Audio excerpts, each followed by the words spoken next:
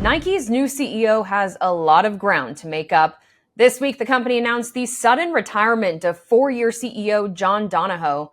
And returning from retirement to lead the company is Elliott Hill, who last led commercial and marketing ops for Nike and the Jordan brand in 2020. Hill spent 32 years with the company, from intern to incoming CEO.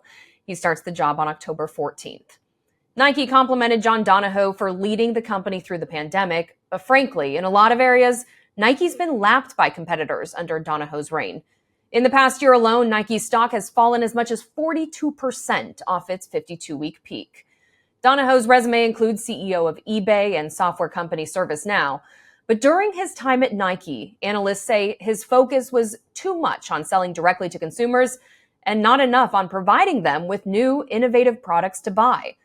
And his marketing approach may have fallen a bit flat in the age of social media. So our experience has been when we launch these big moments in sport, we then cascade them down to consumers all over the world. Yes, Nike has the record-breaking marathon shoe, the Alphafly 3, and even still, it didn't cascade down. Nike's losing the race in running shoes to cult running brands Hoka and On. It's not just a Nike problem. There's real momentum behind smaller brands and spot-on marketing. Take Viore, the athletic fashion brand stealing market share from Lululemon. The brand partnered with more than 400 college athletes last year, most notably LSU gymnast and social media sensation Livy Dunn. And if you think about before social media, athletes needed Nike to build their brand. Let me pause for a moment on that one. Think about that.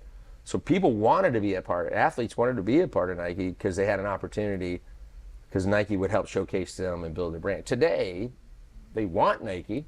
They don't have to have Nike. They can build their brand through social media and whatnot. Nike's hoping the rehiring of Hill will kick brand excitement into another gear. They're thinking, who better than someone who's been digging into the brand's marketing since he was an Ohio University grad student in the 80s.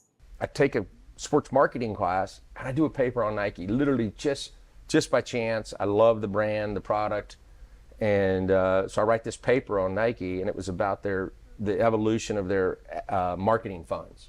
They started doing athletes first, and then print, and then started to move into some TV. So I did this paper, and by chance, a month or so later, a guy from Nike comes to the university, a guy by the name of Tim Joyce, comes to speak to the university, and I went up to him after, and I just said, hey, I want to work for Nike.